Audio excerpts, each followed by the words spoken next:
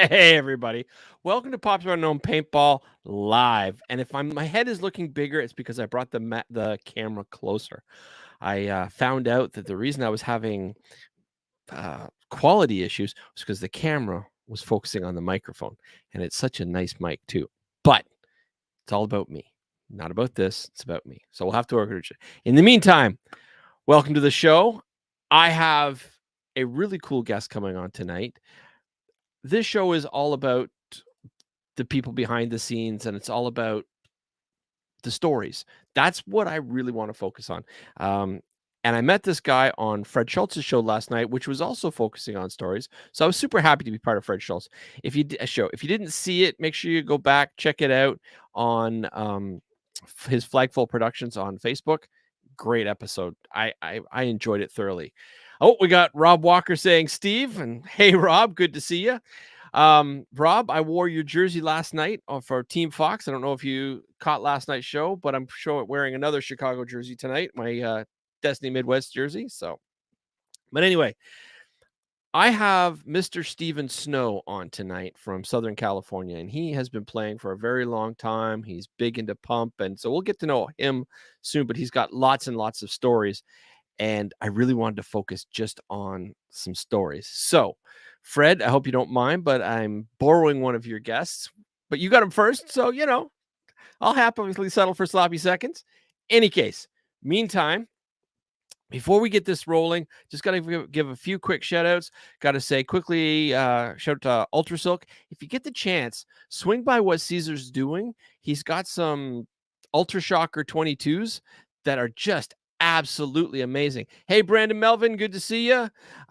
Next, I give a shout out to the Ali Remembered Foundation. These guys are born in the paintball community, and they focus on domestic violence. Yeah, I know it's a bit of a buzzkill, but the work they do is absolutely amazing. So please, if you have any questions about domestic violence or how Ali Remember Foundation can help you, don't hesitate to reach out to me, Andy Starrett, or go to aliremember.org. Next, we got to talk about Jelly Ball. Man, I love this. I love working with these guys. I love having Jelly Ball. Like, I honestly believe that Jelly Ball is going to be the savior of a lot of paintball fields because it brings in kids 5 years and up, and it allows them to play in a happy, safe environment. It's fantastic. All right, everybody was kung fu fight. No, we got to talk to Transfuse now. Transfuse is just absolutely amazing. COVID sidelined a lot of stuff, and so it was hard for Steve to get out some products. I come to think of it, Transfuse is Steve. My guest is Steve. I'm Steve. I think this is a sign this is going to be a great show. Anyway, Steve, your stuff is amazing. I need to hear back from you about that thing we talked about. You know what I'm talking about? Anyway, your stuff is amazing. Can't wait. And last but not least, paintball.media, which is the last paintball magazine in North America. So if you want to check it out for free, because all the magazines are free, go to paintball.media, check out the photographs, all that sort of thing. All right, we got Kieran from Colorado saying, hey, Kieran, dude, I love what you're doing. I love your new jerseys. They're absolutely amazing. All right, so without further ado, let's get Steve on and let's just start talking paintball, because enough of this. Let's just get to the meat of it, all right? Hey, Steve, how you doing? Hey, Steve, going great. How about you? Good. Do you notice I keep my intros short? Yeah, definitely. Let's just get to it. It was a super pleasure to meet you last night online, and I have to say, I really wanted you on the show because you are a lot like me in the sense you are another popular unknown.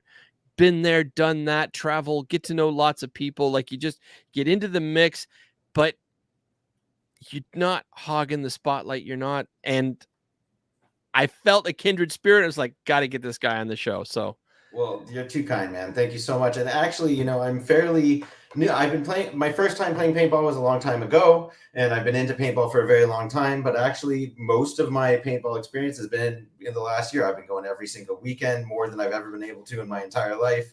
and I've been playing with some teams and getting into my first tournament ball and going to my first scenario. All that's been fairly recent. Before that, I played some rec over the years, and I always wanted to go a lot more, but either I had time and no money, money and no time, or no field nearby. So now I've got a little bit of all three, and I'm making up for lost time and going as much as I can possibly go. So all right, so let's start from the beginning then. When did you start playing, and where? 1998 or early 99. I remember I got the gun in 98 for Christmas, so it must have been 99. And that was down here in Southern California, right over in Newhall, for anybody who's familiar with the area. There's still a field out here by the same owners called Paintball USA, but Paintball USA Close Encounters used to have one of the only woods ball fields that I could think of back in the day. And it was a, hey, what's up, Caesar? It was a woods ball field, and you'd show up, and they had one hyperball field that I don't remember seeing anybody ever ref whenever I went there. And everybody just wanted to play woods ball. So it was everybody at the field pretty much hit the field at the same time. And it was like 30-on-30 games to capture the flag. And I had a Spider SE at the time, and I got myself a barrel that was way too long to do any good. Right. And I hit the woods with it, and I had a blast, and I was hooked since then. And I didn't get to go all that often back then, but I spent all my time on Warpig and reading Action Pursuit games and, just obsessing over paintball like we all do. So, what about you? I started playing paintball in 1989 out here in Toronto. My first gun was a Brass Eagle Nightmare Competition short barrel, and I spent the extra couple $100 so that I had the quick eject 12-gram cutout of the top and a power feed custom built on instead of having to have it what's it called? Modified, because a lot of times it was top of the line Brass Eagle back in the day, because Brass Eagle back then was actually made in Mississauga, which is about a 45-minute drive from my house. Oh, that's awesome. Yeah, the Nightmare long barrels were one of my favorite looking classic pumps. I actually back in the day when I couldn't play a whole lot, I started going on eBay with my meager job earnings and buying old Nell spots. So I bought a couple old Nell spots. I got one in mint condition and one real beat up. And I strapped it to a skateboard and took some steel wool out, took a drill bit and wrapped a bunch of steel wool around a drill bit, and just completely, it was probably a 6.95 or, a 70 bore barrel by the time I was done with it, but I got every bit of rust off, and it would shoot a paintball. And, but I always thought the Nightmares were cool, and I was always looking for an old Nightmare long barrel in good shape, and you can't find them. They're not easy to find. I've got a couple. Yeah. I've heard they leak a lot, but they look really cool. No. The old Nightmares, when they're made properly, are absolutely fantastic. By the way, I gotta have a shout out to Zoe down in Texas. It's her family. They do Tanks paintball, and John Tankersley, Tank himself, is her dad. Anyway, Zoe, hope things are going well for you. Been following you on Facebook. I know there's been some medical issues, and just know that we're rooting for you out there. So, we got Chica coming in. Have you met Chica? I don't think I've had the pleasure. I've seen him in the chat a lot. And now I'm pretty sure Chica's his dog's name, and his real name is Josh, but I may have. I'm from Southern California too, so if he's ever been to PBSL, a very, very good chance I've at least run across him. I see Caesar's there. Caesar knows a thing or two about this here. This is done by Caesar. Oh, nice. 98 left feed, completely Caesarized, boom treated, ultra silk, and thing rips. The trigger job he did on this thing is insane. I can definitely outrun my gravity hoppers with it. Yeah. Now, I got to ask you, all right? So you had the gun before it was Caesarized. Yeah. And boom treated and all that. And then you had it after. Now, before it was Caesarized, I assume it was tuned pretty well? It was all Bob Long internal, so it had the Bob Long Cyclone valve and the power bolt, which had the Cyclone internals, but it was the one that came after. They had the problem, I think, was shooting the guts out, the little insert that spins the air. But it had an ANS, one of those little ANS quick rams, the small ram on it. Yep. that had lost suction on it, so it wasn't working great before I sent it to Caesar. Back in the day, it worked okay, but it's a different gun now. I mean, when it Right. came back from Caesar, the trigger pull was really, really hard before I Yes. sent it in. Well, Caesar's been the magic man as far as gear goes since the early 90s. Like you had a few guys in California that could do some really amazing things. Bob Long and his crew, because he didn't do everything himself, right? Mhm. Like Field One is like he had his company, and then his company turned into the Intimidators, and then they got bought out by Field One and whatnot. But it wasn't just him. Like he had like a group of guys. Rick Sandias was one of his tweakers. Like like just great stuff. But I had, where is it? I think it's this one. Anyway, it doesn't matter. It doesn't want to come off right away. But I just wondered if you noticed a huge difference with the actual boom treatment, but since you put a lot of extras in, it could have been because. Well, I mean, it's definitely ridiculously smooth, and you can tell that everything inside just glides Right. completely, and it was not like that before. So, I mean, it definitely is one of the smoothest shooting cockers that I've ever shot, and I've shot a lot down here because they're pretty popular down in Southern California, where you got a lot of pump and a lot of auto cockers. Well, that's Bud's home. And I actually, one teammate of mine has the Inception frame, the double trigger frame, I forget what they call it, the FLE, the one that's, you know what I'm talking about. Yep. The one you can actually almost walk even on a pneumatic cocker. And he shot my slider frame that Caesar did, and he's like, "This is nicer than my Inception. What the fuck? Excuse me, but what the heck did you do to this thing?" And somebody said that's called a rip frame. Yeah, the rip frame. He has the rip frame, and he saw the trigger job. He felt the trigger job that Caesar did, and he was just like, "What did you do to this thing? This is absolutely insane." So, by the way, I'm gonna interrupt you just for a second. When I said somebody, if you don't give StreamYard permission to use your name and you make a comment, this is what I see: Facebook user. So I have no idea who to give credit for, but thank you very much. Yeah, thanks. And you were mentioning Bob Long. That's actually, I've collected Intimidators too. So this is my latest project. I love the color. I just picked up. Thanks. Yeah, it's a rare colorway. I think it's original. I haven't seen a lot of olive green Timmies. My buddy's got an olive green dark, but this one I just put the lurker pop it in sci-fi board. I actually, cool story about Brandon over at Sci-Fi. The board broke, and I accidentally put it in wrong. It didn't sit on top of the solenoid correctly, and the screen cracked a little bit.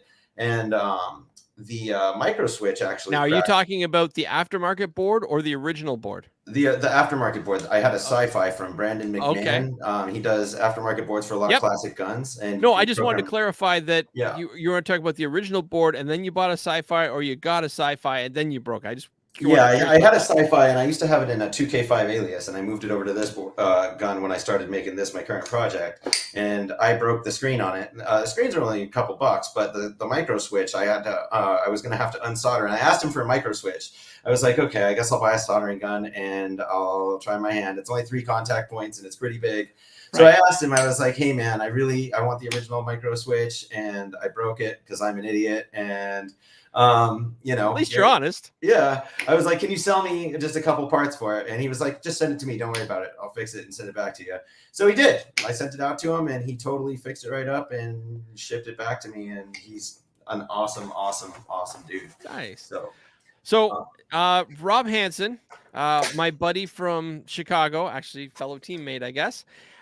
He just said that there was Jake from Beard at Works that said rip frame, which means Jake's watching. And dude, if anybody doesn't know, Jake from Bearded Works is basically the mag whisperer. I mean, he's wicked with autocockers as well. But if you guys need a tech, like there's Peng out in California, there's Caesar in Detroit, there's Jake in, I think it's North Carolina. It's one of the Carolinas. It's southern states. Like those are like 3 of the top techs if you ever want to send your gear somewhere.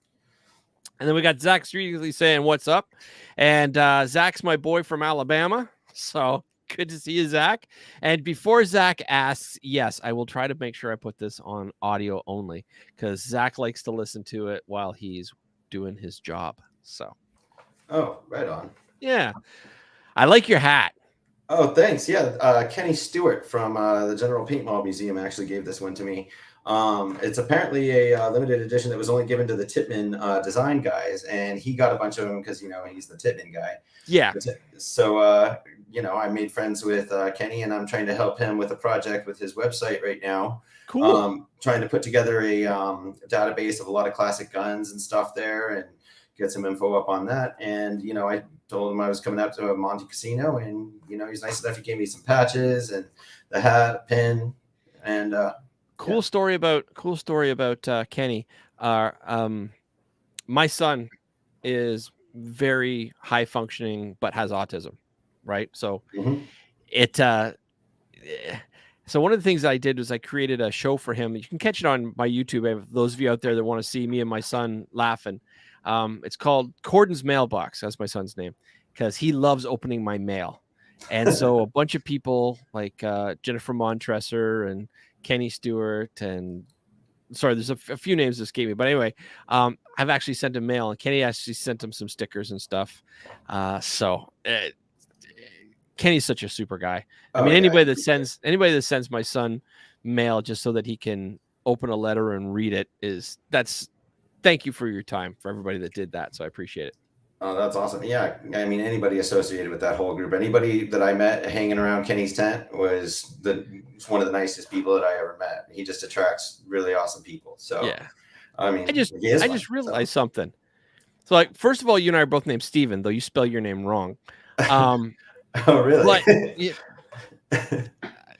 it's just the way it is. V is for victory, dude. PH is for fat.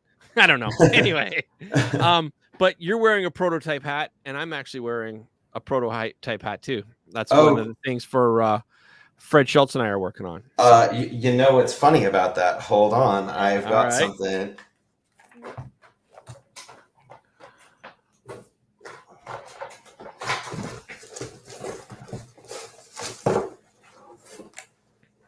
Nice. Yeah. I've got a signed one. Fred gave it to me, and it is number. There's only 100 of those, dude. Yeah, and I have 81. Nice. So there's only 100 of those. Fred signed them all.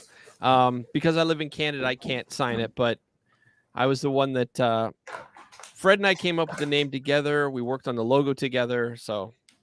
That's very cool. Why aren't you wearing it now? Like, well, I wasn't gonna wear that one because it's signed, so I was actually gonna frame that one and put it up on the wall. But fair enough.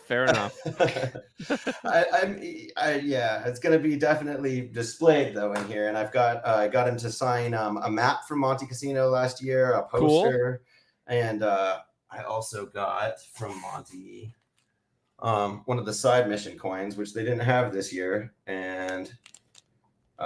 Cool. Yeah, so I'm going to try to get a frame going with a bunch of that memorabilia and a little spot for the coin and everything. I was supposed to be at Monte Casino for 2020, but we all know what a dumpster fire that year was. And then I just haven't been able to make it out. Like, I don't even know if Monte Casino happened in 2021. Did it?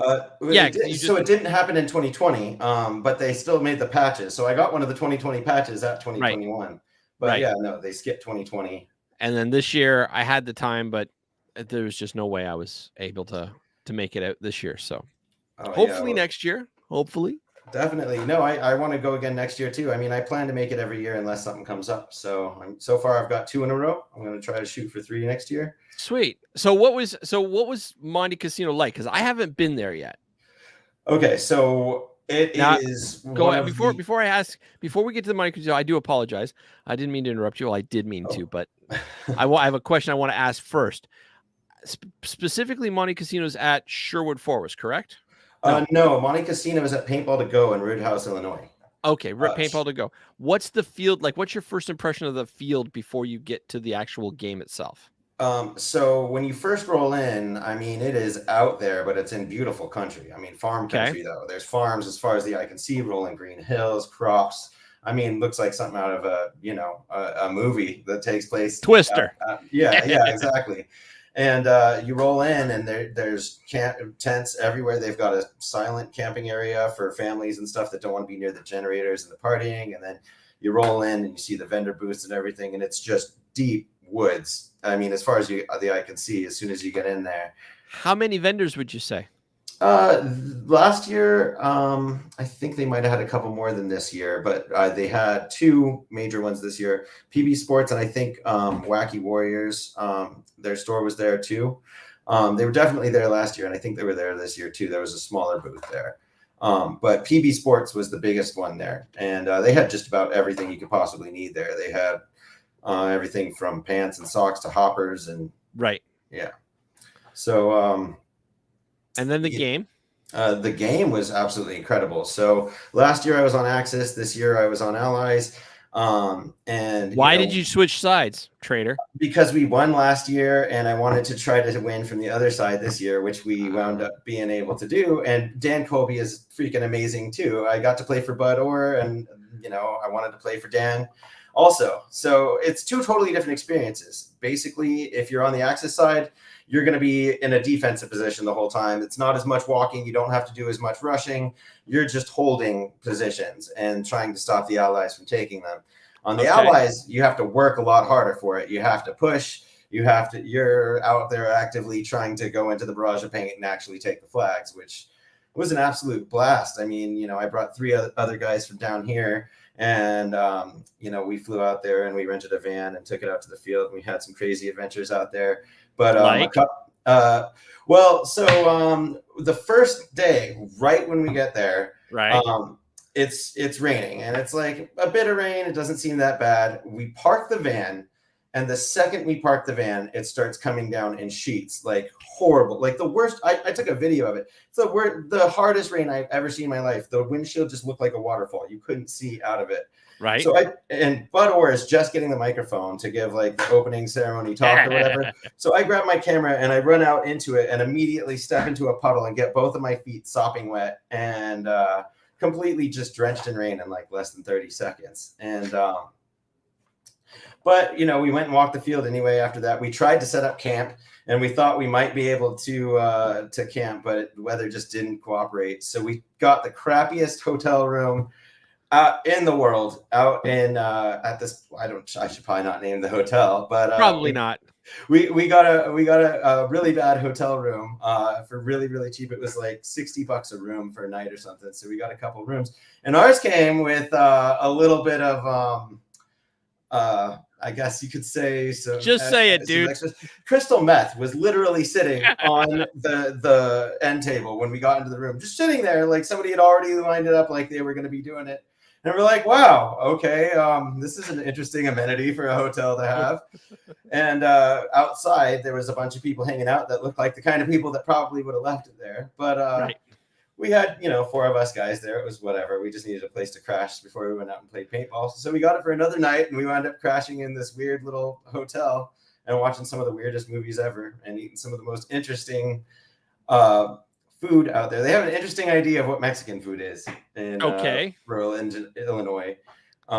So now to be clear, like I went to Aurora, Colorado, and they have and please don't, for everybody that's listening or watching, please don't think I'm being racist in any way, shape, or form. But racist in any way, shape, or form. I get all spun up, like I get thinking so fast I stumble on my words sometimes. I do apologize, but they have a strong Mexican community. Yeah, and I found that the Mexican food was amazing there. And then I was talking to some people at the tournament for the Ali Remembered Foundation, and they said that I haven't tried Mexican food unless I've been to California, where the Mexican food is real Mexican food. Well, and I'm Mexico, thinking, see, that was what I was thinking. It's like, now hold on a second. We've got Mexico, which is just a few miles south. Yeah, more than a few, but you know what I mean. Yeah. So how can you have Mexican immigrants coming up and the California Mexicans be proper and the Colorado Mexicans not be proper? Well, I haven't had Mexican food in Colorado. I've had it in Arizona. I've had it in Utah. Utah right. Mexican food is not, in my experience at least. I'm sure there might be a couple good Mexican restaurants in Utah. I lived there for 2 years. I never visited any of them, and I tried to find one. So I didn't find any there, and Utah is right next to Colorado. Southern California does have probably the best Mexican food I've ever had. I've had it all over the place, and it's just absolutely, there's just so much of it here. Yeah. Now, when you're in Southern California, do you swing down to Mexico occasionally? I have not yet. So my wife and I Okay. were going to go on a cruise a couple years ago, and we wound up canceling that because we were in the process of moving. But maybe one of these days we'll get down there. Sure. for Oh, I just wanted it as a comparison. And well, I'm sure their food blows it out of the water from what I've heard. But but I've also heard that the Mexican food in California, I mean, is pretty much the same thing, like you said. So Well, I've been to Mexico, and I've had Mexican food, and it was amazing. And I don't know. It just a lot of my doesn't make sense to me. a lot of my favorite places are the little hole in the wall places where nobody speaks English, for sure. Yes. I mean, those are the places that you want to go. The places that might have we have a grading system on the wall, on the windows here that tell you how good the place is. You don't want the ones that are the A. You want the places that are a B, and that have a menu that has the ones that scare the critics. Exactly. And you're gonna find some of the most awesome freaking Mexican food you've ever had in your life there, for sure. And it'll be cheap. You get a burrito the size of your head for $6. All right, so I'm sure everybody that's listening will forgive me because everybody knows that I'm all about the food and the travel, because that's as much of a paintball experience when you travel as the actual game itself. Because it's all encompassing. Do you know what I mean? Like when you travel somewhere, you've got to travel with a group of people. Traveling alone sucks, and then you want to have to share the experience with people, and then eating is just part of that shared experience. So yeah, last year I went with a buddy of mine that I'd met online from a paintball video game that I play, and he came all the way up from Texas to go to Monte Casino and picked me up at the airport in St. Louis. That was the first time I'd ever met the guy, and we went up and we had an absolute blast. He had an autococker that Caesar had done too. It was a 98 STO.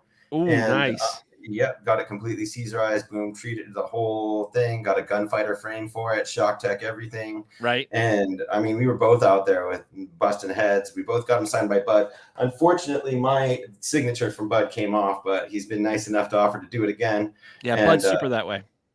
Yeah, and he told me about this stuff that you can get that's a spray that once he signs it, you can spray it with a clear coat that they use for RC cars. Yes. And apparently it's almost invisible. You can't even see it over the ammo. Correct. So, but sometimes that'll flake if the gun isn't treated properly. Yeah. So you got to make sure it's cleaned and grease free and stuff. So be careful on the signature. Yeah, definitely. I'm going to make sure it's nice and clean and super ready before I take it down there.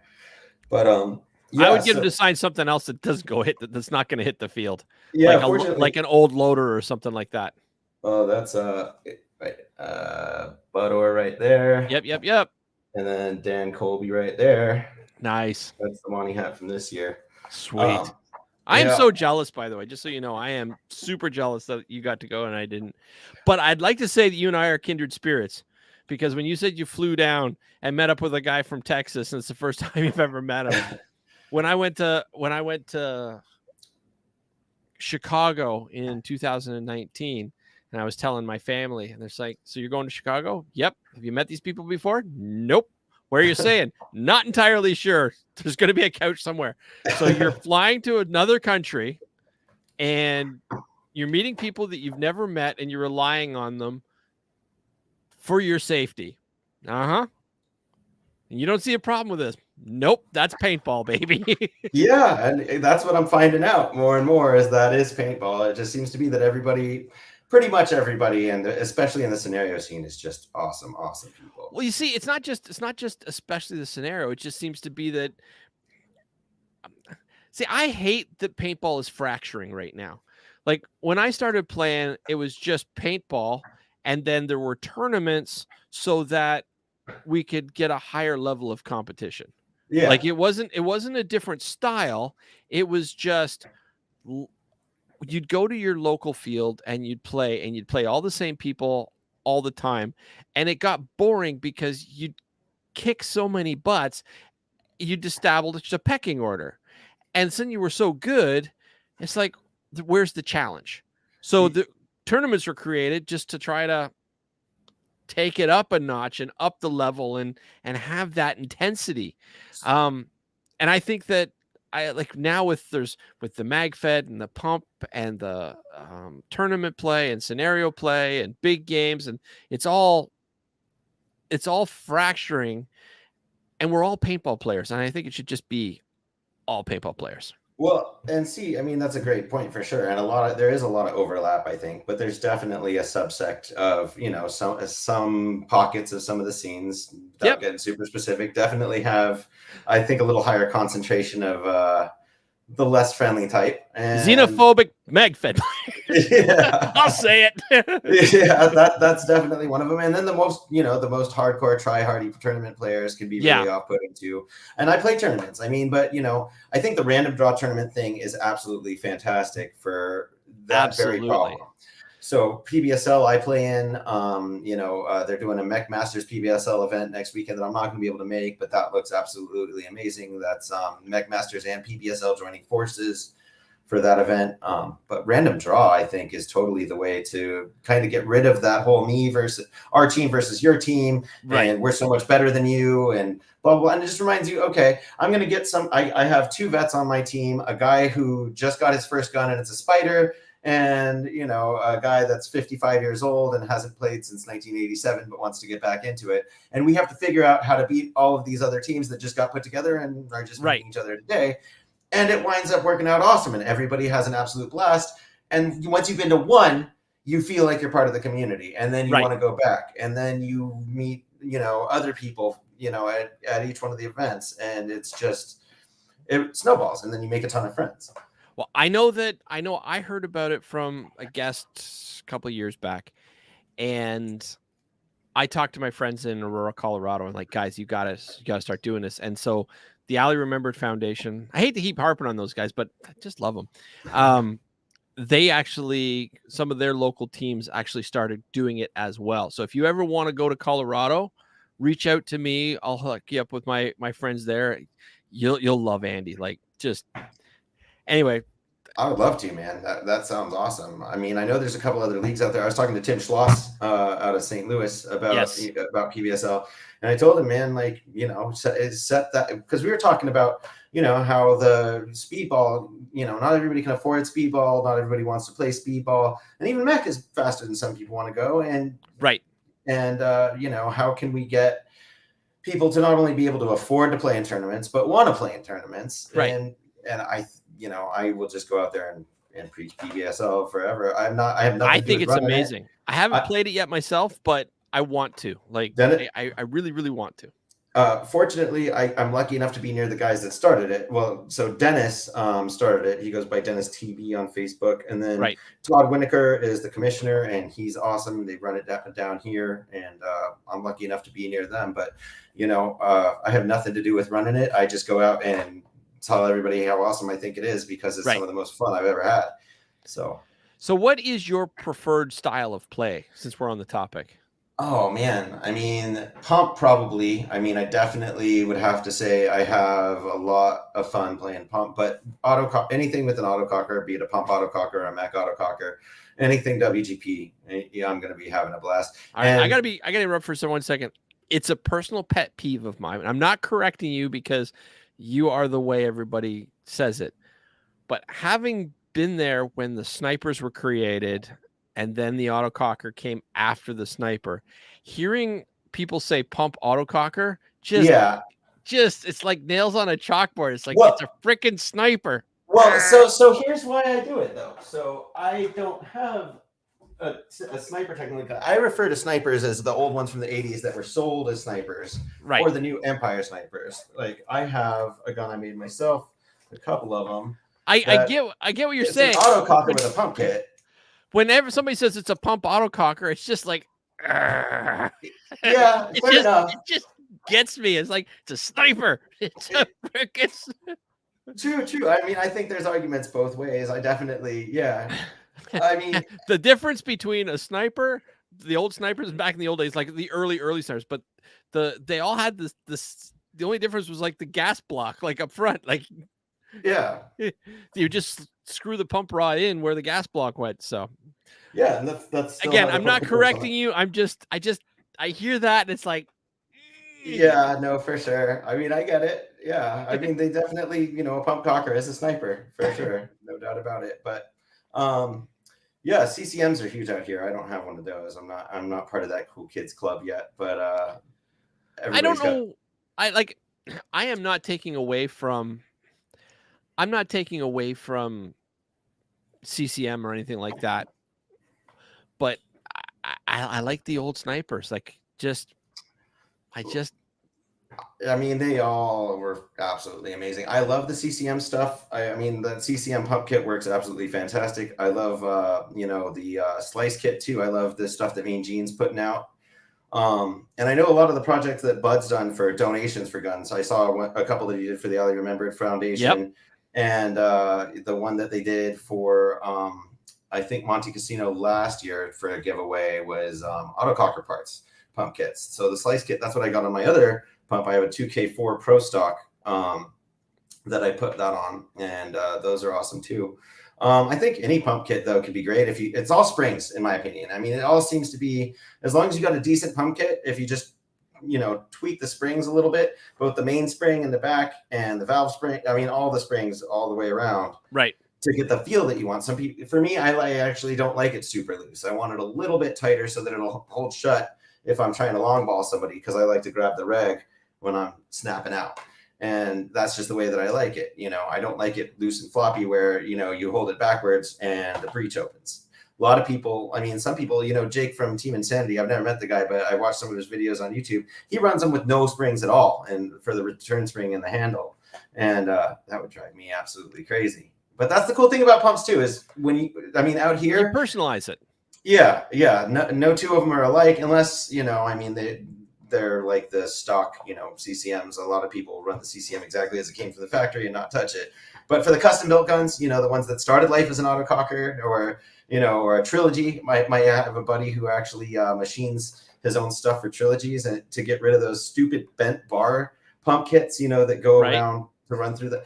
He actually welds the eye shut and then drills through it and puts a regular pump kit on it, so that it'll take a regular straight arm pump, and the pump stroke is a lot better than that little kinked bar that they used for the trilogy pump kits. Nice. And it's not something you can buy, which is cool. So if you know him, he'll do it for you. But plug him, dude. Yeah, that's my buddy Ernesto Montoya. If you know him, I mean, he's down here. I don't think he's really selling his services, but if you're lucky enough to have him as a friend, he would do it for you for sure. Anybody in the PBSL, if you show up to one and ask him nicely, I'm sure he'd be down. But so have you ever gone up to go, your name is Tester Montoya, you killed my father? Is that it? That Princess Bride joke ever happen a lot? I think I made that joke the first time I met him at my first PBSL. Yeah. But, it just seems like it has to be said. It's too easy. Yeah. It's too dang easy. All right. So you've just pulled out like what, 5-6 guns just randomly lying around. How many would you say that you own in total?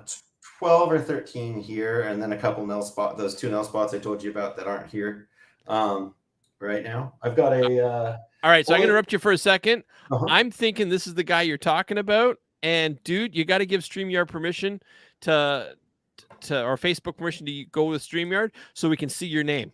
Maybe that is Ernesto. We will see. If it is, what's up, man? Sorry to throw your name out there. Don't be sorry. You're plugging him like. Hey, at least I'm saying nice things. He could be the next gun tech of Southern California. Well, he does work magic with the trilogy, and he was doing really, really good last pump tournament I saw him at. I think we saw him at the 10K, and or no, it wasn't 10K. It was Chosen 4. And there was this team called SQD that was just knocking everybody out. They were like, I think, undefeated. And he was with a relatively unknown team called the Bruisers. And they came out completely underdog. Nobody had ever heard of him. He had just put the team together himself, and they wound up taking out that SQD.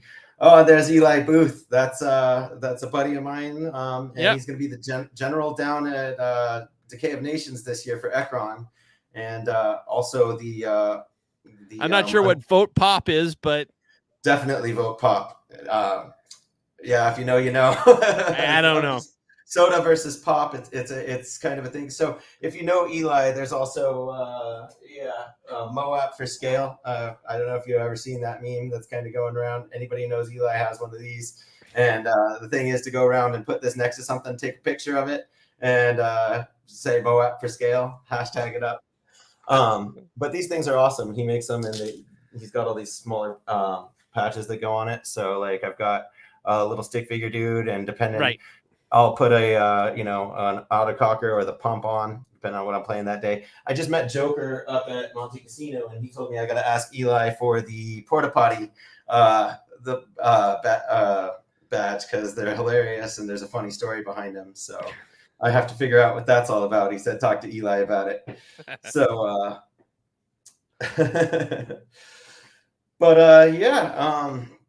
So looking forward definitely to Decay of Nations. Team Ekron is Eli's thing and Eli's team. Last year he was actually the opposing general. Me and the guys that I was with were playing for Una, which was the opposite team, and we wound up camping right next to Eli, and we all got along with him so well that we were like, okay, well, we were on the wrong team this year because we barely even met our general, and he could have been an awesome guy, but we didn't meet him and we didn't get to hang out with him. We got to hang out with Eli, and we're like, okay, this guy's got like this crazy shield that's a map, and he's got walkie-talkies, and he's actually giving people orders, and he's out there on the field with a rocket launcher taking out tanks and stuff. And so I think it's going to be a really, really fun game this year. And yeah, it looks like there's going to be a lot of people. So what's been your favorite paintball experience so far, do you think? Oh man, I mean, I think it's so hard to pick. PBSL is up there, Monte Casino for sure. I mean, Decay for sure. All those events are so. It's hard to pick just one. And I've had rec days that absolutely blew my mind. I mean, I think the great thing about football is you can go out on an average Saturday and have a day that is right up there with going out for a big game if the vibes are right and everybody's having a blast. But I can't really pick. I would have to say one of the strongest memories that sticks out was probably my first game, because when I ran for the flag and I got it my first game out, and I was so proud of myself because it was my first paintball game ever. And I ran and I grabbed the flag, and it was in the last 10 seconds of the game, and it was 1999. So nobody had electronic guns, and I managed to get lit up with like 13 shots from a shoebox shocker from shoulder all the way down to my hip. And that was probably my strongest paintball memory, but I don't know that I could pick a favorite. You got one? Yeah, I do. My absolute favorite paintball moment is kind of two-part. I was supposed to be going to, I was working, and I was about to take the week off for vacation. My girlfriend was down from Ottawa, and the two of us were supposed to be going up to my cottage. And I'm at work. I worked till 11 o'clock that night, and I got a phone call from my team captain out of Michigan saying, "Steve, are you free this weekend?" I'm like, I'm supposed to be going to the cottage. And he's like, "Well, Dale's going to call you." And I'm like, "Who's Dale?" He's like, "From Boa Barrels." I'm like, "Okay, well, I'm at work." He goes, "Well, I don't care. He's about to call you." I'm like, "Okay, fine." So Dale calls me. He's like, "Are you free this week?" I said, "Well, I'm supposed to be going to the cottage. What's up?" He goes, "I want you to come play at Wasaga Beach at the International Amateur Open." I believe this is 1998. And it's like, he goes, "Can you play?" And I'm like, "Well, okay. I'm all packed up to go to the cottage and stuff. We're supposed to be leaving first thing in the morning." And I said, "Like, how much is this going to cost?" And he's like, "Steve, I'm the owner of Boa Barrels. Get your ass to Wasaga Beach. Your hotel room's paid for. Your first 25 cases of paint are paid for. We got barrels here waiting for you. You just got to tell me what kind of gun you've got. Just drive to Wasaga. We need you here now." And I'm like, all right. So I went home. So I immediately called the girlfriend. I said, "All right, listen, this was my first factory sponsorship." And so called the girlfriend. It's like, "Grab the paintball gear," because she played a little bit too at the time.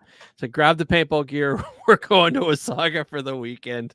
And she's like, but I'm like, "No buts. We're going to Wasaga Beach." So I get there, and the team was called the Mohican Mad Dogs, and They were all injured. It was the factory team. Dale was actually playing, but a lot of the people were injured, and it was a throw together. So it never had a chance of winning, but it was good. So I had a 97 autococker, and because I didn't have time to prep it, actually, that Oh, nice. yeah. So I didn't have time to prep it. It wasn't working properly, so I'd brought the girlfriend's Crown Point Automag, and so that was to be used as my backup just in case. So I wound up playing with an Automag for the day, and they were all shooting angels. And we had a little guy named Zonald with a Z or Z. That was his name. He was just a short little fast guy. And then there was Mike, who was this really tall black guy, but he was in martial arts and he just hurt his knee. Dale was older at the time. Unfortunately, he's passed away. God rest his soul. And then I forget who the fifth player was, but there was only 5 of us. We were playing all the time, and we had a bunch of people support, like cases and cases of Gatorade and all sorts of things. And I'm just top of the world because factory sponsorship, playing in the woods. And That's awesome. so they told there was 2 moments. There's this one hill that we had to play, and at the top of the hill was a bunker, and there was a flag, and because it was 5-man I was playing. And they went, all right, Steve, what you've got to do is get to the top of the hill, get to that bunker, and pull, and just think small thoughts, shrink down, because it was just this little pallet of a thing, right? And just get in there and have all fire on you. We'll cover you so nobody can get to you, and Zonald's going to come around and shoot anybody that tries to get to you.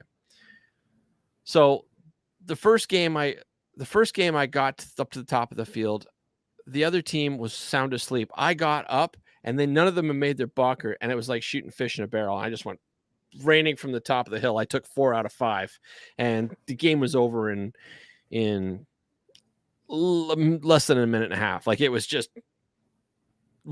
That's awesome. we came out swinging. It was just like, oh.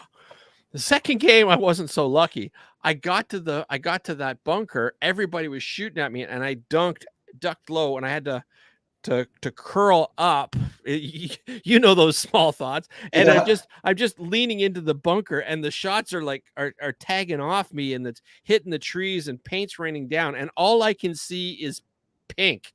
Everything is pink.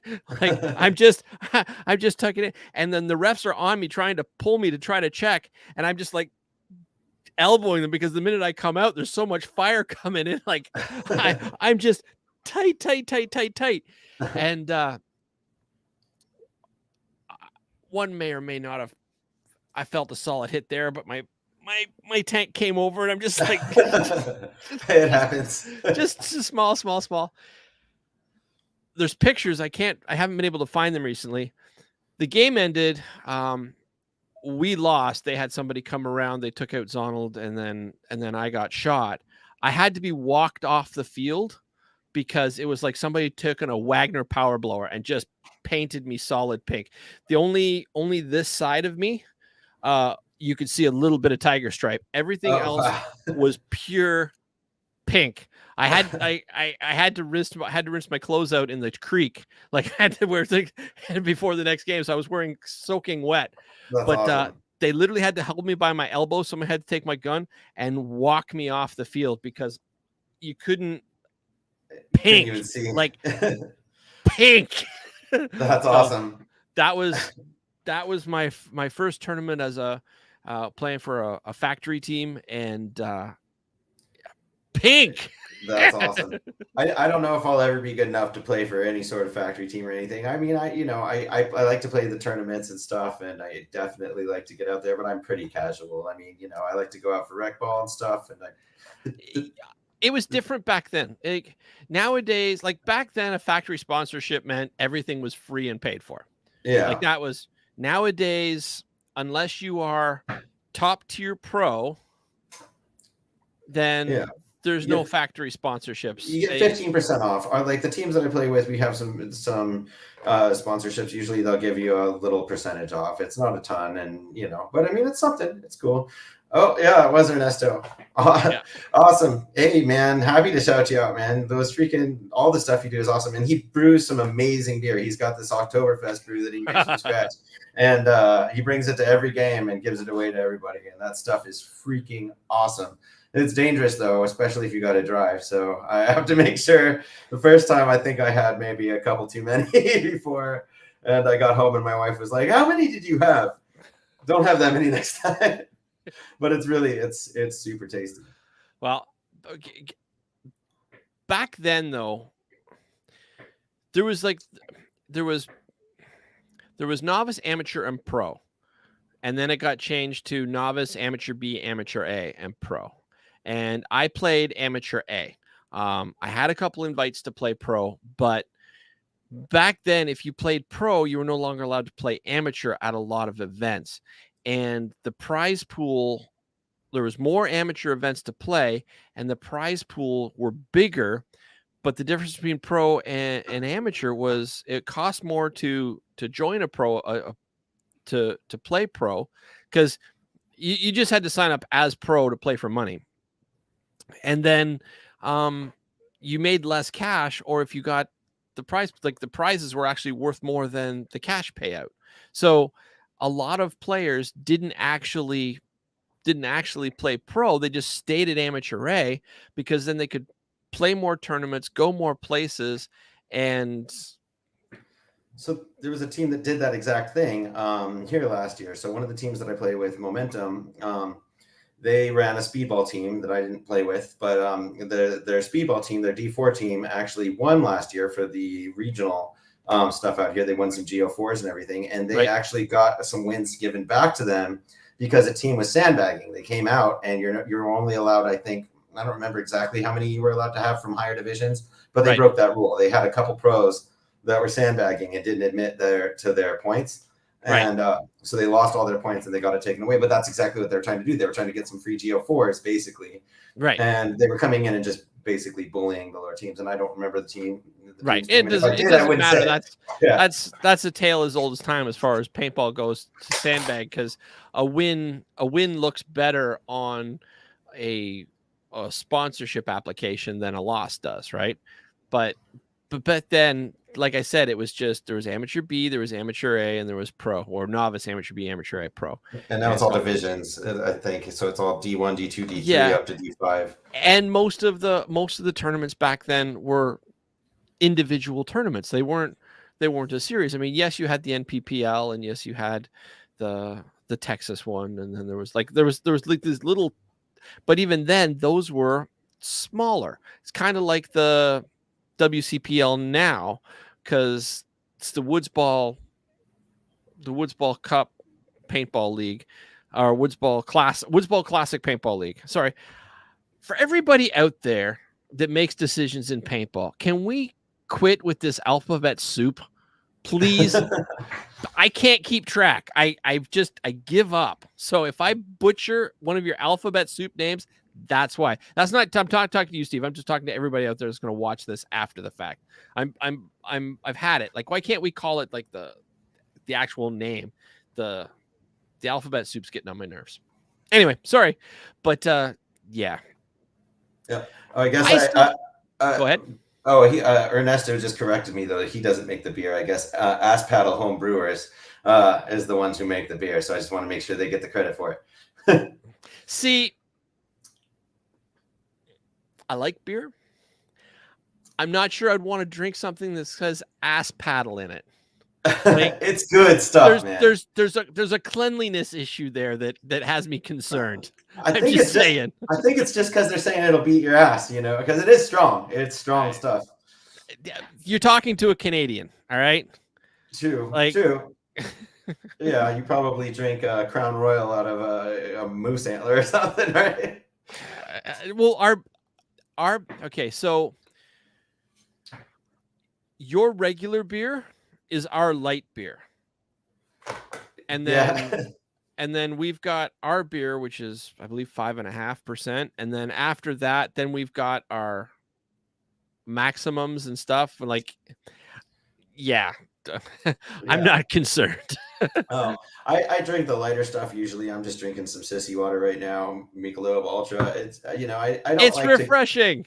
and I don't like to get a heavy buzz, especially on a work night. I Right. mean, I like to get a light buzz and maintain, and Well, but I will be honest, when I'm down south, I don't drink a lot. Everybody out there will say, "Steve, you don't drink much." And I don't. But man, I love American Budweiser when I'm in the southern states. And I don't know, it just tastes different. I don't care what anybody says. You go to different places, beer tastes different. But you get down to Florida, Texas, Budweiser in the southern states, man, that's just refreshing. That's like iced tea. It's just it is a refreshing beer. All of those, the Michelob Ultra, the Bud Light, the Coors Light, they're I'm all just talking beers. regular Bud. Yeah, but I mean, even you could drink it on a hot day, I think, and you can pound it back really quick. So Yeah. yeah, Because you sweat it out. yeah, for sure. And especially if you're in the southern states where it gets all hot and muggy, then you're pretty Right. much just drenched from head to toe all the time. So, what tournament do you, or not tournament, but what event do you want to hit next that you've never done before that you're not already scheduled to? It's like something that's on your wish list. D-Day was on it, but they're not doing that anymore. No. So probably Invasion in Normandy, Folded Gap, definitely on the list. I definitely want to get out for one of the reclamation events that Eli does down in Arizona. That looked like an absolute blast this year, and I really wish I could have made that one. And I think he'll probably say in the chat, but I think this was like his 4th or 5th one this year. So, I definitely want to get out there, check one of those out. That's more of kind of, it kind of reminds me of the way that he does it, like a board game style almost. Right. It's got a lot of rules, and there's a lot of unique things. Like he has jetpacks and all sorts of, different role playing type things almost. So that seems pretty cool. Those are the ones that come to mind. If you get the chance, you want to put Wasaga Beach on your list. Go and check it out online. It's a premier field. It's about an hour north of Toronto. So you just fly up to Toronto. They've been around since, I want to say, the late 80s, but it could have been the early 90s. So don't quote me on that. But I want to say they've been around since like 88, 89 ish. They had to move location once, but they actually own the land, and it's all hills, and it's some of the thickest trees you'll ever see. And they do have big games, scenario games, three times a year, give or take. And it's wicked. And just so you know, Wasaga Beach is the longest freshwater beach in the world. So if you bring the wife up, she'll actually have, like, it's like a little party town. That's awesome. So you come up, she'll have things to do. She'll have like a little party town. The beach is not actually very far from it's like 5 minutes away by car. So, and it's like an hour and a half north of Toronto. So it's easy to fly up. And just remember, your money is worth about 25% more here than it is there. That's awesome. Yeah, so, I'd love to come up that way and check out Canada. That's been on my list for a while, and I've wanted to see Banff for a minute too. I know that's kind of far away from you. That's over towards Alberta, but yes, yeah, there's lots of places in Canada that look awesome. But I just googled Wasaga Beach, and that looks pretty freaking amazing. It really is. We don't have a lot of that in Southern California. The 2-story buildings, not so much. That's not. There's really... they've actually got a flying saucer up on the top of the hill. That's like awesome. It's a lot of hardwood. It's a lot of thick brush. It's nice and cool. I would recommend going middle of the summer to later in the summer, because the heat won't bother you so much. But if you go middle of the summer, there's less mosquitoes, less black flies and stuff. So just closer to the end of the summer. And what's the big game they do there that you recommend? It used to be Halo. Right now they're doing it's based on Better Things, that Netflix show. They've been doing that for 3 years. Yeah, I haven't watched it either. In the springtime, they do what's called Frosty's Revenge, which is pretty cool. The middle of the summer, they actually have a big game that's all about raising money for this small, I want to say it's in the Philippines, this little village. I call it the village that Paintball built, because they've been doing it for years now, and all the proceeds go to this tiny little town, and so they've built like a school and stuff. I mean, it's in conjunction with the church they go to and things like that, but they're sending a lot of money. So out to the Philippines. I want to say it's the Philippines. Please don't quote me, Donna. Please don't spank me. I can't remember exactly where it is, but it's a little third world country. That's maybe it's in Dominican. Don't quote me. It's just this tiny little town, and it had nothing. And then the Langmans, that's Donna and her husband Steve, another Steve. Good name. Yeah. They started getting involved and with their church and stuff, and they actually put a lot of money from the actual field to go there. So I like thinking of it as the town that Paintball built. So that's awesome. Yeah. Yeah. So guns, because you've got a collection. What is on your what's your unicorn? We all have one. That one that I had Caesar do. I mean, like I said, this one right here means the most to me for sure. I will never get rid of this gun. I will never sell it. I've had it since I was 16 years old. It is the gun that I saved up for my first job, first paycheck I ever got went towards this gun. And now, is it red or orange? It's red. It's got so there's some tape on it because I like to take it out and actually play with it. And it's got windows milled in the sides. So ignore that. But the anode is in actually really good shape. But I think they used to call it lava splash. It's not bonsai splash. But it's similar. Right? Instead of the green, it's got red, and instead of the silver, it's got gold. Right. I don't know who cut it. I haven't been able to find out. The story behind this gun was now it is a Bob Long, right?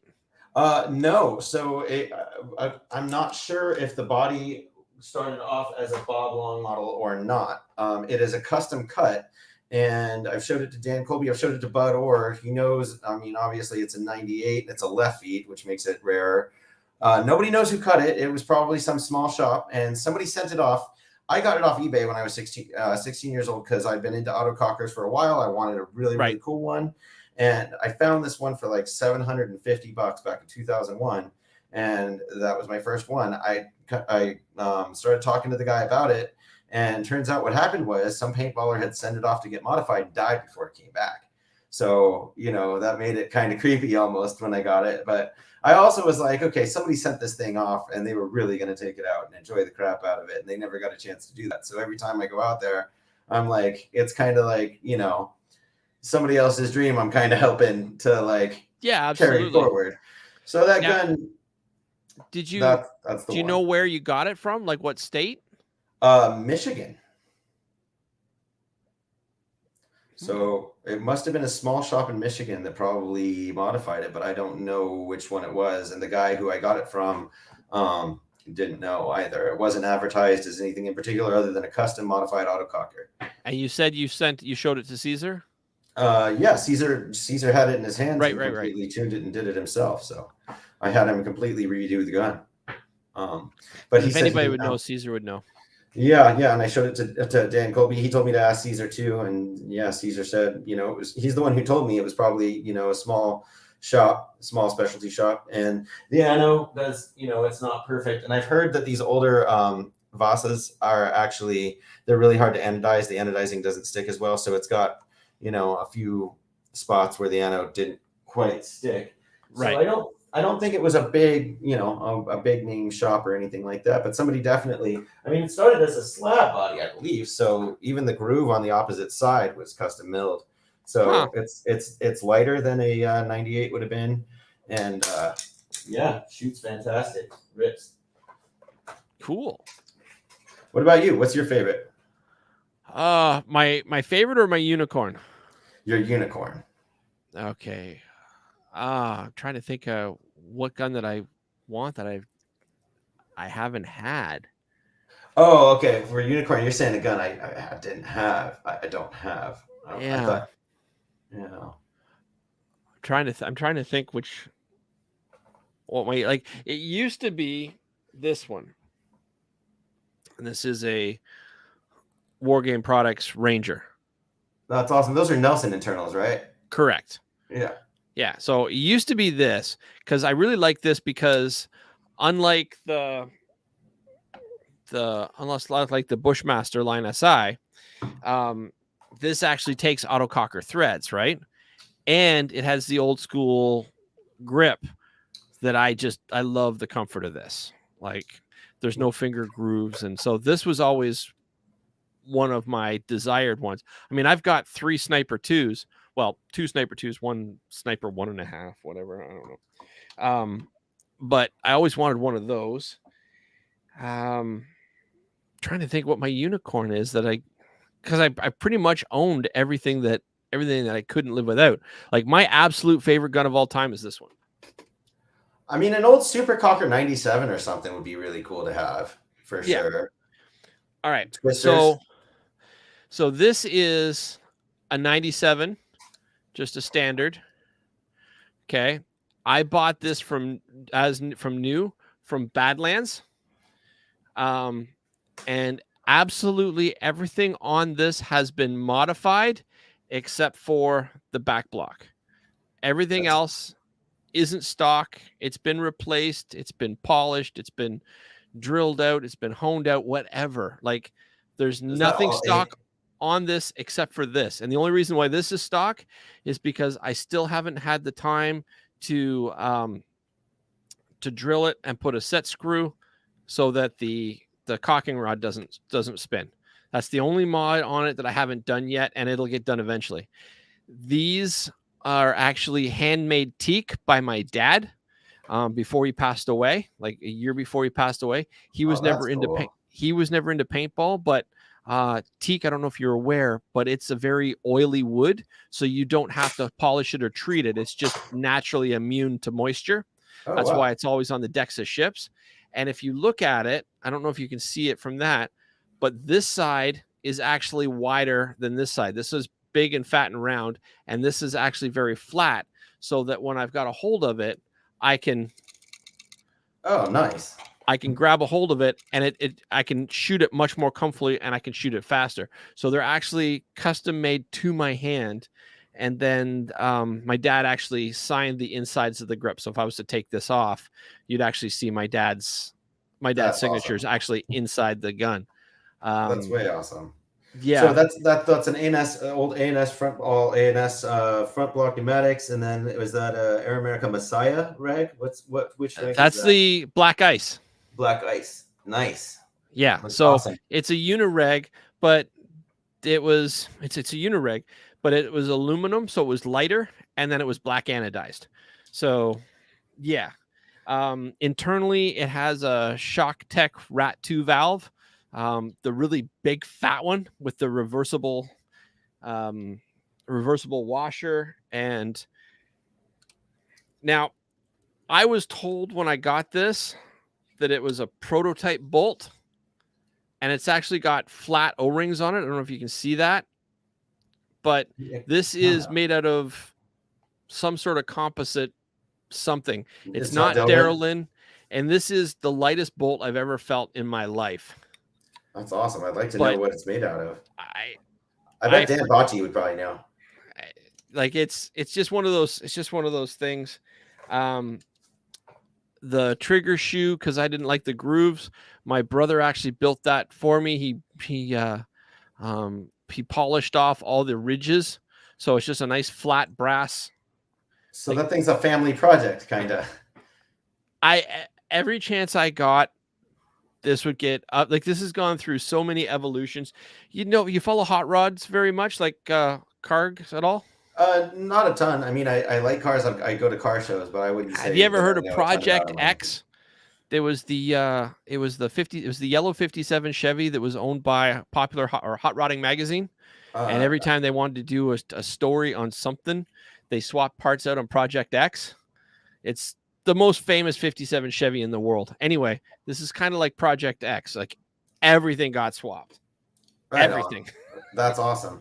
Do I have it handy here? Let me see. I just rebuilt a 2003 that's the opposite of that. It's all original, but it works great. And I don't know where it is at the moment. But, I mean, everybody here has seen a 2K3 autococker. It's nothing special, but I just got it out of basically a barn, and I got it for $200 off eBay. And I polished it all up, restored it. It leaked a little bit when I took it out to the field, completely gutted it, got it back, and it's in amazing, immaculate condition. and that's actually where I got the barrel for this gun that just so happens to pretty much match the rest of the gun. So all Nice. that for $200. But yeah, kind of the opposite of that. I think I'm never going to replace anything on it because it's totally stock as it came out of Bud's factory back in 2003. Right. And every time I take it to the field, it's funny. I had somebody with an axe come up to me the last time I took it out, and I had a particularly good round, better than my average round. I probably got 6 or 7 people, and I completely wrapped the field. Right. This kid comes up to me with an axe after the game. And he's like, man, what the heck is that thing? That's so cool. Should I upgrade to a gun like that? And I was like, it's not the gun, man. I got this out of a barn for $200. Your gun shoots a lot faster. But I just thought it was cool that some kid, he was probably 13, 14 years old, and he saw a stock 2003 autococker that cost $200 and thought it was so cool that he still, to this day, thought it was an upgrade for sure. In my opinion, it is. But, technically, I gotta say those axes are really underrated. Like I know in paintball, I know here we go with this topic just going.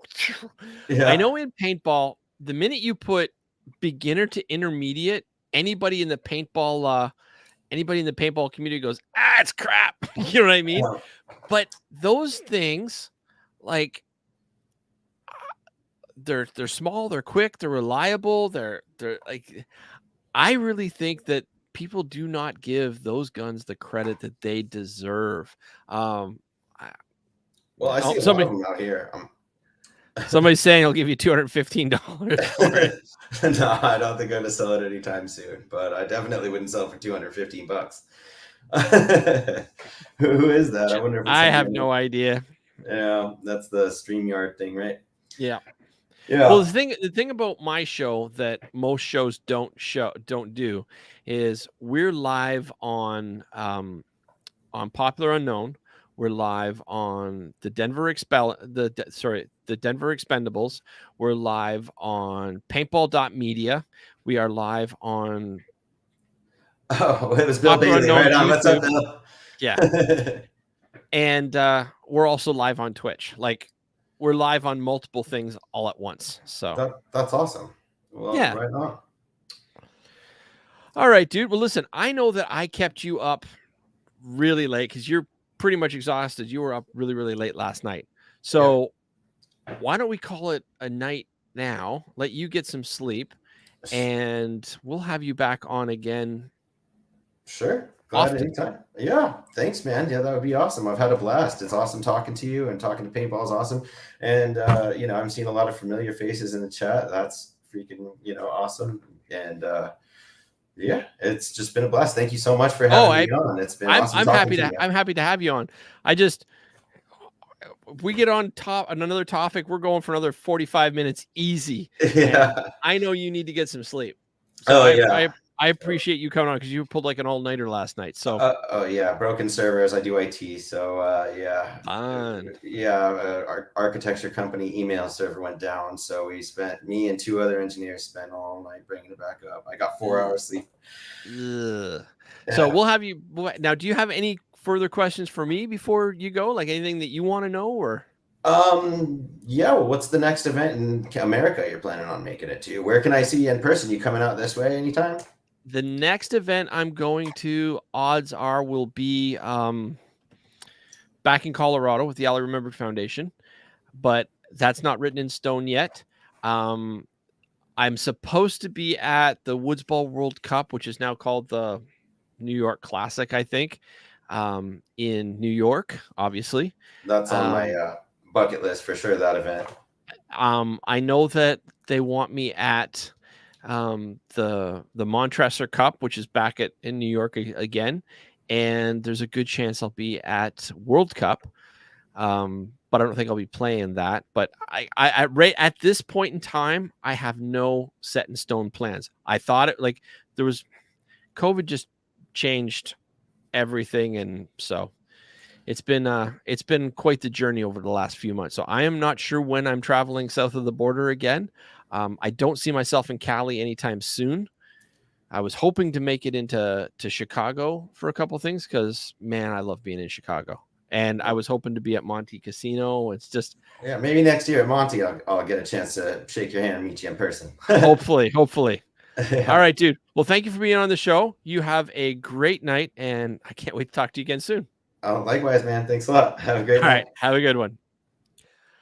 All right, everybody. That is my show for tonight. I hope you all enjoyed it. We kept it a little shorter than usual, but that's okay. I mean, Steve was super nice enough to stay up after having next to no sleep. So, in the meantime, I hope you all have a fantastic evening. Can't wait to see you all again soon. Play with passion, everybody. And as always, keep your paint dry.